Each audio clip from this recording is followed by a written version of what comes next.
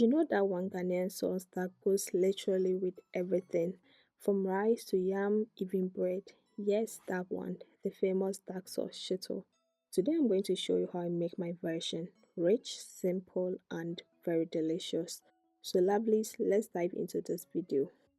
For this recipe, I'm using 5 medium-sized onions, some fresh garlic, and ginger.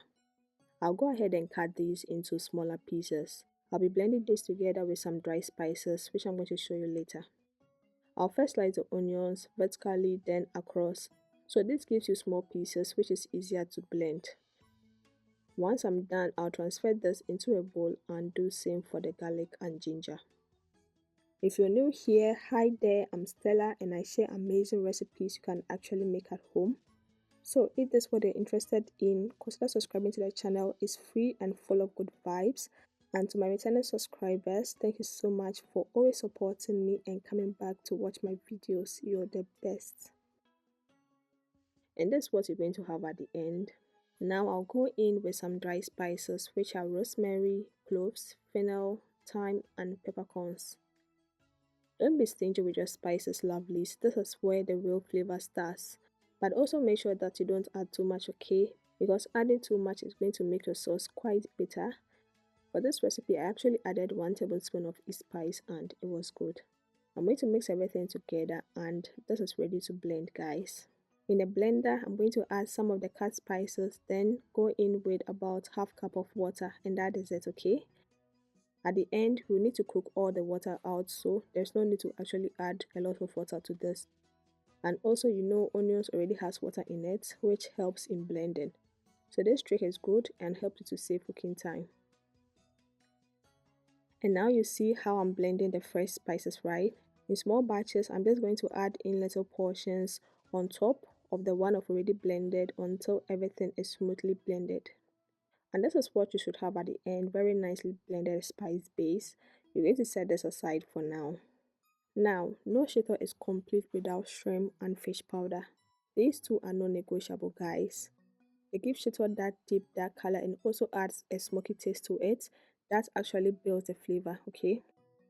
So here I've got about 1 cup of shrimp powder, well blended of course, and also some dried herrings that are bone dry. These look so hard and so difficult to break. I'm going to divide the herrings into 2 portions and blend the first portion into powder. If you're still watching at this point, then it means you're enjoying the video. Why don't you just give it a thumbs up? Thank you so much. For the last portion, I'll pause it into tiny pieces and that's going to add texture to the shito, so that at the end, while enjoying it, you have some bite pieces of fish within the shito. You can also fry some meat or chicken and add it to your shito and it works. It's really delicious. I'll add everything into the shrimp powder and set this aside, okay? Now in a saucepan, I'll heat up a generous amount of oil.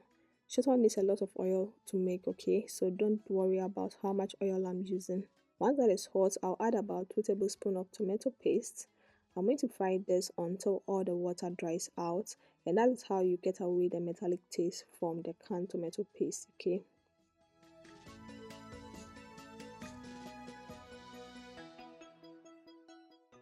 Next, I'll add in the blended spice mix.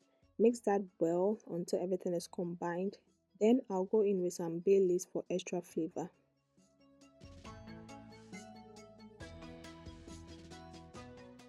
I'll stir this in, cover and let it cook on medium heat.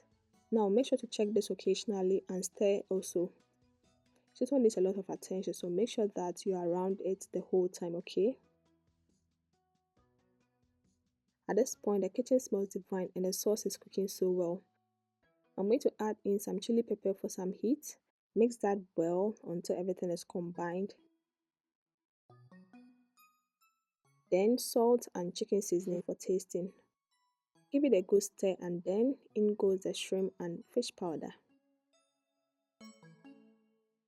Mix well to combine and guys, watch how the oil disappears instantly.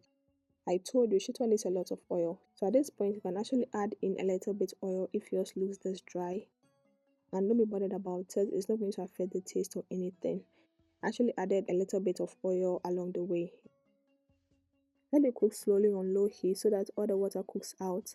The less the water, the longer your shito lasts. Add to adjust the taste with a little more salt. Mix that in and allow that simmer.